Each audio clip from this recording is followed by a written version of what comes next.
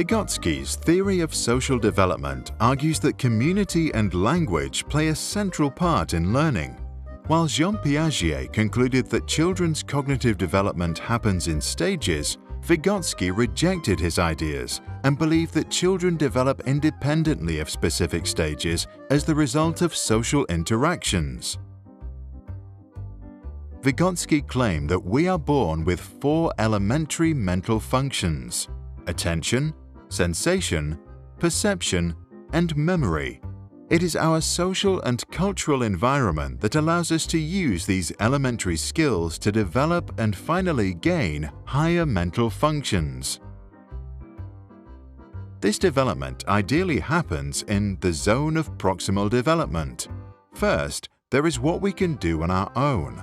Then, there is the zone of proximal development, which represents what we can do with the help of an adult, a friend, technology, or what Vygotsky called the more knowledgeable other.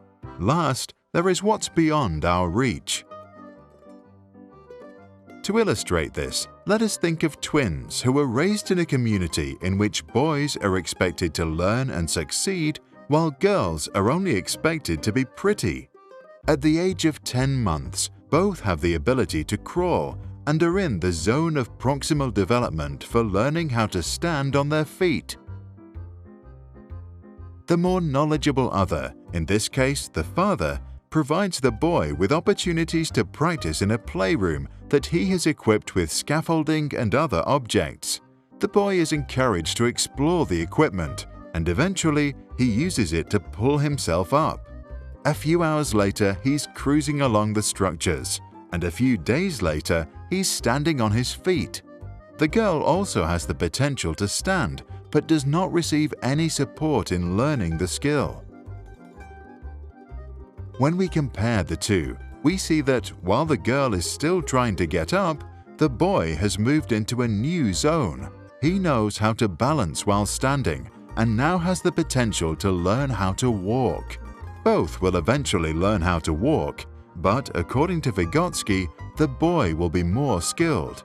The same principles apply to all learning and the development of higher cognitive functions, and only those learning with the assistance of a capable mentor can reach the full potential of their ability. Vygotsky therefore believed that inside the zone of proximal development, learning can precede development, which means that a child is able to learn skills that go beyond their natural maturity.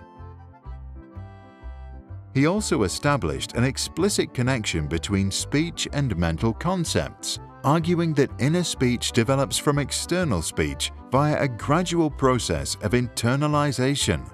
This means that thought itself develops as a result of conversation. Therefore, younger children who don't finish this process can only think out loud.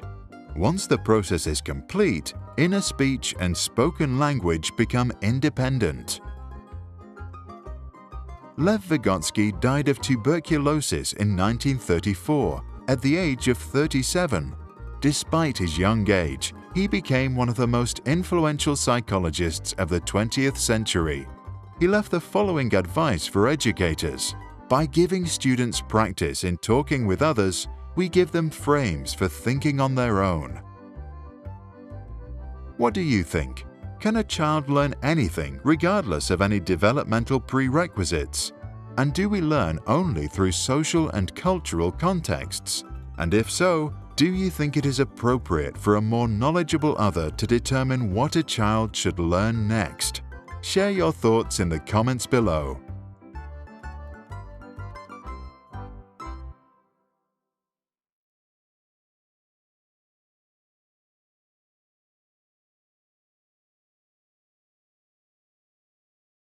If you like this video and the way we explain the subject, subscribe to our channel. We try to explain complex subjects in simple language and cartoons to support students all around the world in their learning. If you want to support us, you can go to www.patreon.com/sprouts and donate. Just $1 from many fans makes a big difference.